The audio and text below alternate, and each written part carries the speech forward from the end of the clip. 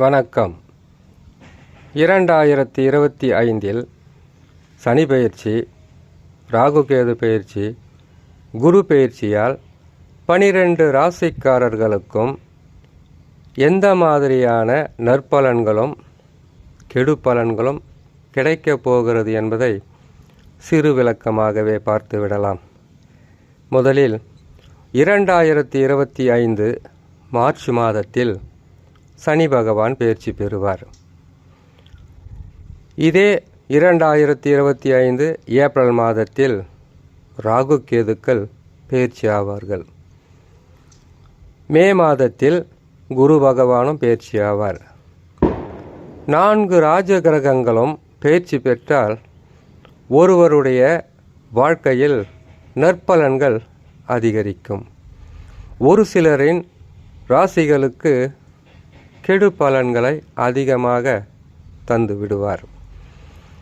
இந்த 4 கிரகங்களும் வாழ்க்கையில் நடக்கக்கூடிய பல வகையான நன்மைகளுக்கும் கெடு பலன்களுக்கும் வழி கொடுப்பதே குரு, சனி, ராகு கேதுக்கள். முதலில் மேசராசி. மேசராசிக்காரர்களான உங்களுக்கு சனி பகவான் பெயர்ச்சி பெறுவது 7.5 சனி. இந்த 7.5 சனியில் விரயச்சனியாக அமருவார். விரயச்சனி என்பது எப்பொழுதுமே விரயங்களை கொடுக்கும், சில பிரச்சனைகளை கொடுக்குமே தவிர பெரிதளவு பாதகம் என்பது தருவது கிடையாது. காரணம், விரயச்சனியில் ஆரம்பித்து 2.5 ஆண்டு காலம், ஜென்ம சனியில் 2.5 ஆண்டு காலம், கழிவுச் சனியில் 2.5 ஆண்டு காலம். ஆனால் மேசராசிக்காரர்கள் இப்பொழுதே மிகவும் விழிப்புடன் இருந்து விட வேண்டும்.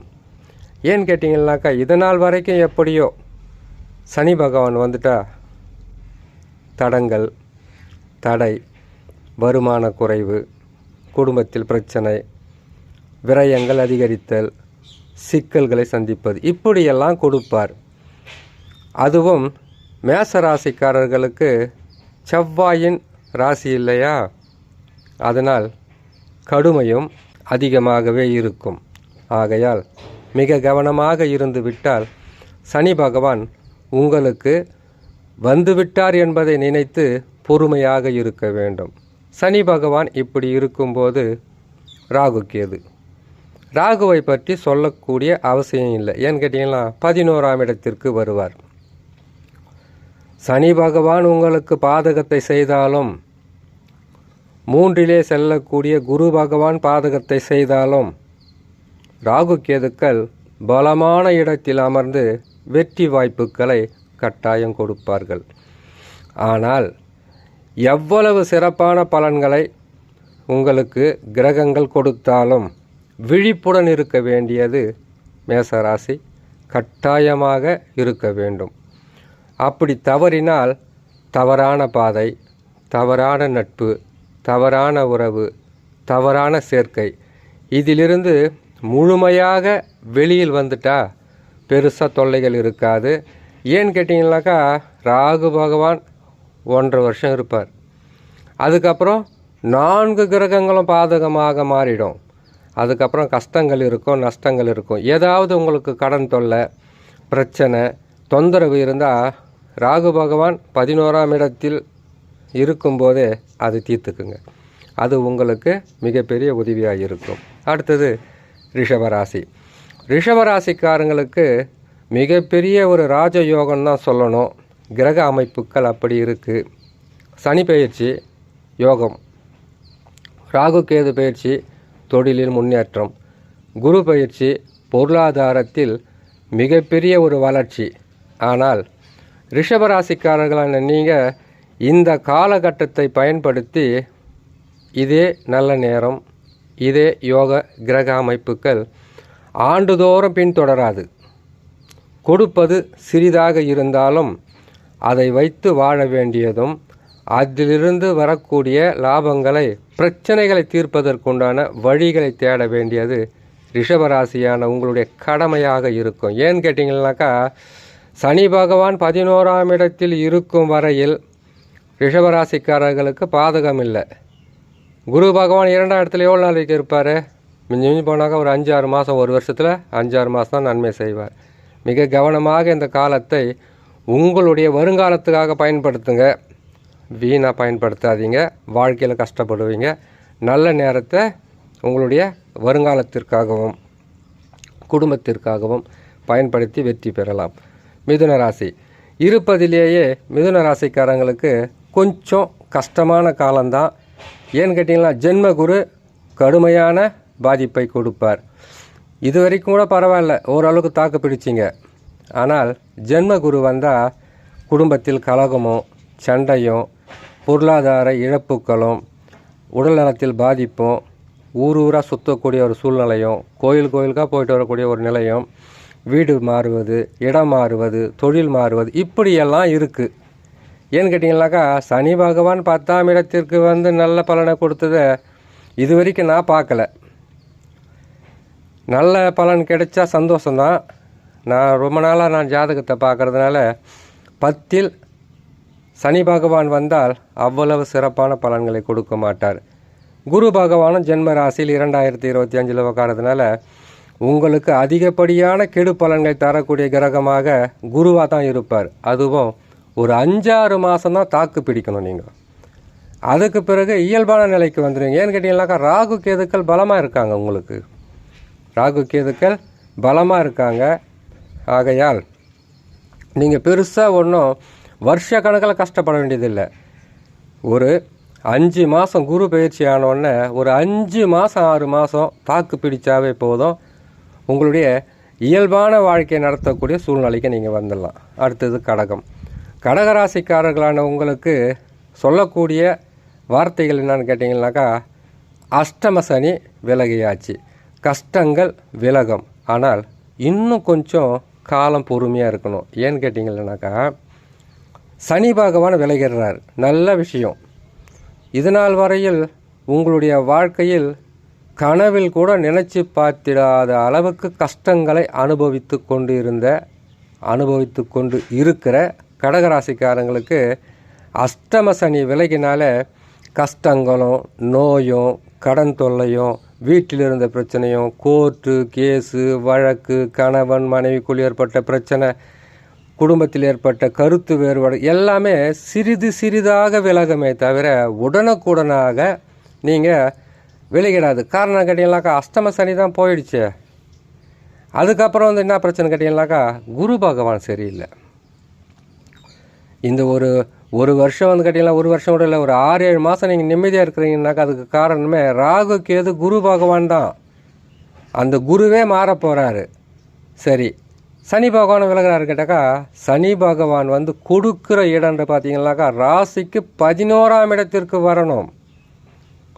அஷ்டம சனியில் வந்து உங்களுக்கு வந்து கொடுத்த அனைத்து வகையான கஷ்டங்களையும் அதிலிருந்து உங்களை காப்பாற்றி அதை விட 10 மடங்கு நற்பலன்களை கொடுக்கின்ற காலம். இன்னும் கொஞ்சம் காலம் பொறுமையாக இருங்க. ஏன்னு கேட்டிங்கன்னாக்கா சனி விலகிட்டாரு பிரச்சனையிலேருந்து வந்துட்டு போகிறீங்கன்னு போய் சொல்லக்கூடாது. இன்னும் கொஞ்சம் காலம் பொறுமையாக இருந்தீங்கன்னாக்கா நல்லது நடக்கும். குரு சரியில்லை, ராகு கேது சரியில்லை. ஆகையால் கொஞ்சம் பொறுமையாக இருங்க. ஆனால் கடந்த ஆண்டுகளில் ஏற்பட்ட மிகப்பெரிய கொடுமையெல்லாம் இருக்காது. ஆனால் மறைமுகமான நோய், மறைமுகமான எதிரி, மறைமுகமான விரயங்களை கொடுக்கக்கூடிய காலம் வந்து இப்போ வரப்போது. மிகவும் விழிப்புடன் இருங்க போதும். அடுத்ததாக சிம்மராசி. சிம்ம ராசிக்காரங்களுக்கு 2025 சனி பகவான் பயிற்சி பெற்று அஷ்டம சனியாக உட்காருவார். ராகு கேதுக்கள், கேது பகவான் ஜென்ம ராசியில், ராகு பகவான் 7ஆம் ராசியில், குரு பகவான் பலமாக உட்காராருங்க. அதில் எந்த விதமான மாற்றமும் இல்லை. குரு பகவான் நல்லா இருக்கிற வரைக்கும் சனி பகவானும் சரி ராகு கேது பகவானும் உங்களை எதுவும் செய்ய முடியாது. ஆனால் இப்போவே வச்சு செஞ்சுட்டாங்க உங்களை என்னென்ன செய்யணுமோ.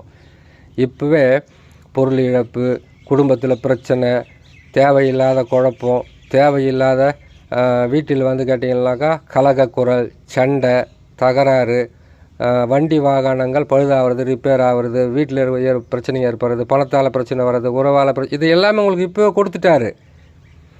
ஆனால் அஷ்டம சனியாக உறுதியாக உட்காரும்போது இன்னும் அதிகமாக செய்வார். இந்த நேரத்தில் உங்களுக்கு ராகு கேதுவும் சரியில்லை. ஜென்மத்தில் கேது பகவான் இருக்கிறான்னு கேட்டிங்கன்னாக்கா ஒரு மனிதன் சந்நியாசி வாழ்க்கை வாழணும்னு சொல்லுவாங்க. சந்நியாசி வாழ்க்கை எல்லாமே இருந்தும் மனிதன் அனாதையாக சுற்றுற ஒரு வேதனை இருக்குது பார்த்தீங்களா, அந்த காலகட்டத்துக்கு கொண்டு போயிடும். மிக விழிப்புடன் இருக்கணும். ஆனால் 3 கிரகங்கள் பாதகமாக இருக்கும்போது குரு பகவான் சாதகமாக வருவது நீங்கள் செஞ்ச புண்ணியம். இதே குரு பகவான் ஆண்டுதோறும் 1 வருஷம் 2 வருஷம்லாம் இருக்க மாட்டார். ஒரு 6 மாதம் 7 மாதம் வரைக்கும் சனியவும் கட்டுப்படுத்திடுவார். ராகு கேதுனுடைய கொடுமையை கட்டுப்படுத்துவார். நன்மையை செய்ய முடியாது. 11 அள்ளி கொடுக்க முடியாது. காரணம் சனி பகவான் அஷ்டமத்தில் இருக்கிறாரு. அவர் கொடுத்தாலும் இவர் தடுப்பார். ராகு கேதுக்களும் தவறான நேரத்தில் இருக்காங்க.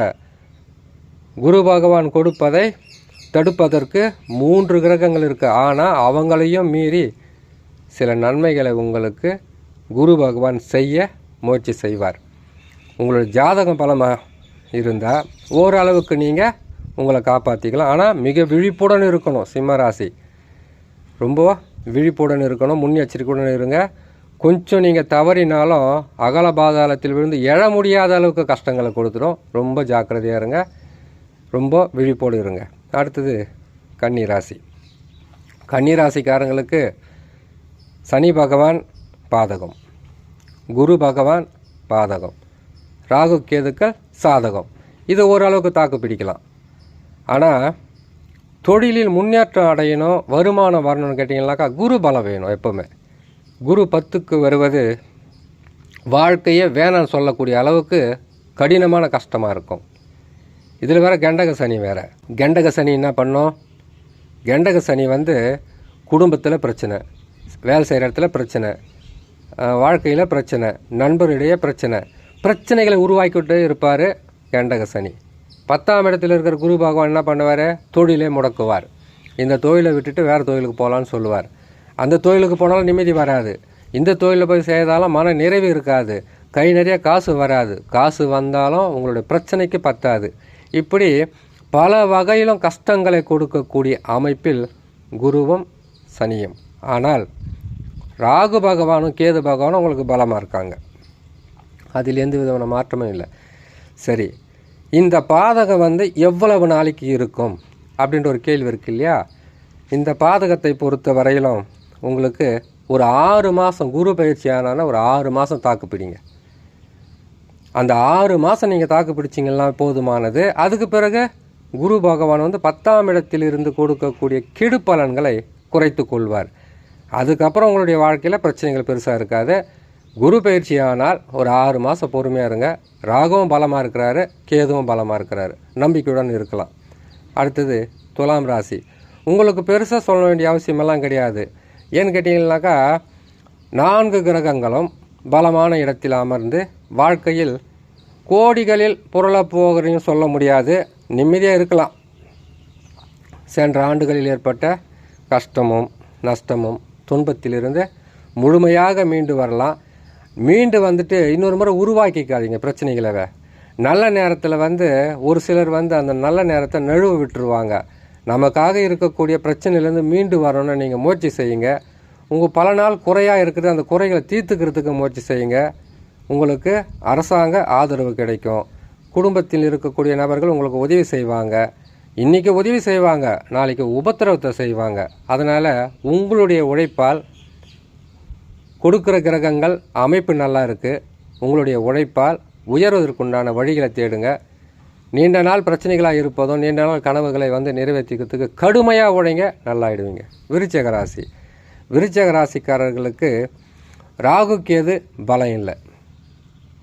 கேது பகவான் பரவாயில்ல 10ல் இருக்கிறாரு, ஓரளவுக்கு நல்லது செய்வார். ராகு பகவான் சுகஸ்தானத்துக்கு வர்றது அவ்வளவு நல்லா இல்லை. ஆனால் அர்த்தாஷ்டம சனி விலகியாச்சு. இந்த அர்த்தாஷ்டம சனி விலகிற இந்த நேரத்தில்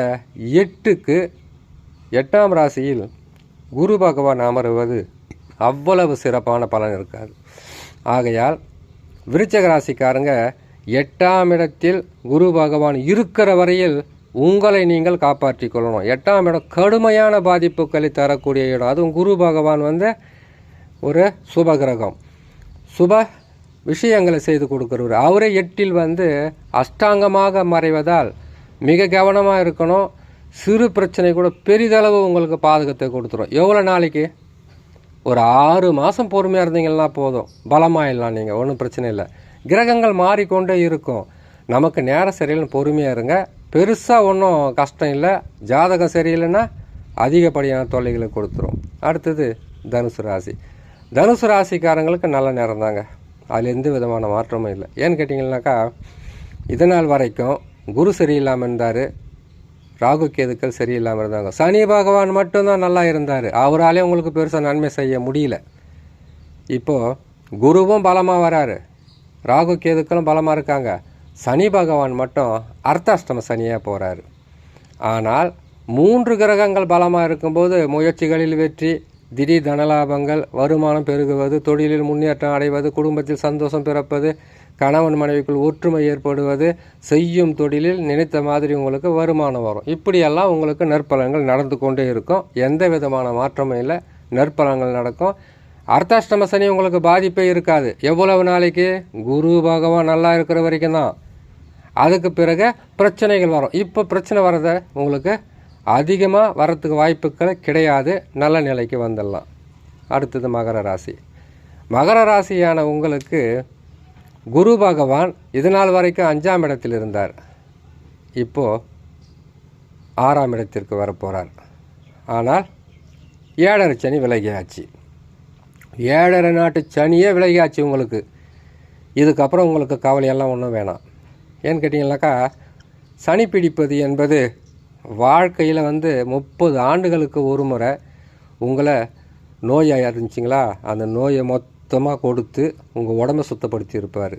உறவுகளை நம்பி ஒரு சிக்கலில் மாட்டிக்கிட்டு இருந்தீங்களா, அந்த உறவுகளுடைய குணமும் அவர்களுடைய புத்தியும் தெரிஞ்சுக்கிட்டு அதிலிருந்து மீண்டு வருவதற்கான வழியை காட்டியிருப்பார். கடன்களாக இருக்கும், உங்களுக்கு வரக்கூடிய பிரச்சனைகளெல்லாம் அதிகமாக இருந்திருக்கும். சனி பகவானே விலக போகிறார்.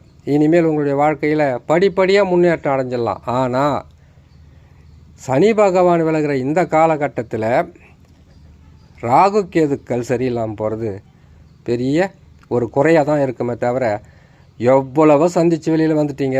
ராகு கேது தானே, கொஞ்சம் பொறுமையாக இருங்க.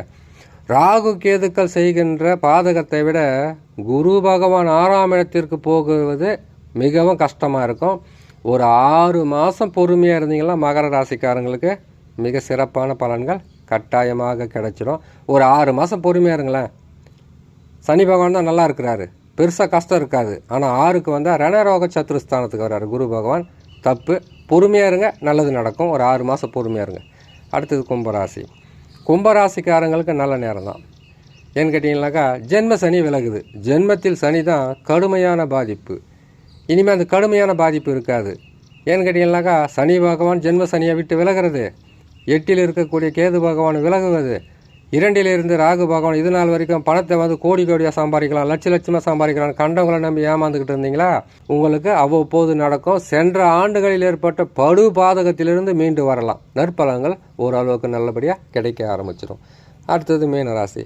மீனராசிக்காரங்க தான் உங்களுக்கு ஜென்மத்தில் சனி வராரு. இது ஒன்றே போதும். ஏன்னு கேட்டிங்கனாக்கா, ஜென்ம சனி ஒரு நிலையில் கஷ்டப்படுத்த மாட்டார், பல நிலைகளில் உங்களுக்கு துன்பத்தை கொடுப்பார். ஜென்ம சனி அவ்வளவு பாதகத்தை செய்யக்கூடியவர். இந்த நேரத்தில் குரு பகவானும் சரியில்லை. ஆனால் கேது பகவான் 6ஆம் இடத்தில் வருவது தைரியத்தை கொடுப்பார், தன்னம்பிக்கையை கொடுப்பார், விடாமுயற்சியால் வெற்றி பெறணுன்ற வழிகளை உங்களுக்கு காட்டுவார்.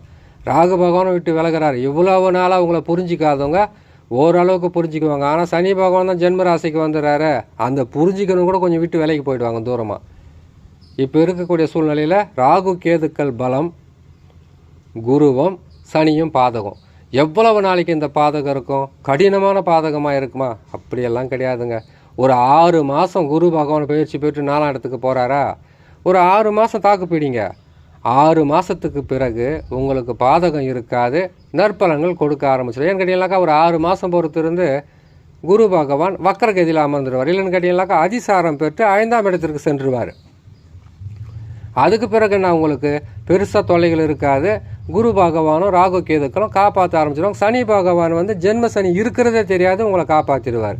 மேச ராசி முதல் மீன ராசி வரையில் 12 ராசிக்காரர்களுக்கும் சனி பயிற்சி, குரு பயிற்சி, ராகு கேது பயிற்சியால் இத்தகையான பலன்கள் கிடைக்கும். பொறுமையும் நிதானமாக இருந்தால் எந்த பாதகமாக இருந்தாலும் மீண்டு வரலாம். எந்த கெடு பலன்களாக இருந்தாலும் விட்டு விலகி நாம் வாழ்வதற்கு நாம் தயாராக இருந்துடலாம். இதுக்கு தேவை அமைதி, பொறுமை, இறை நம்பிக்கை, குலதெய்வ வழிபாடு, இஷ்ட தெய்வ வழிபாடு. இதை செய்து வந்தாலே போதுமானது என்று சொல்லி இன்னொரு நல்ல பதிவில் உங்களை நான் சந்திக்கிறேன். நன்றி, வணக்கம்.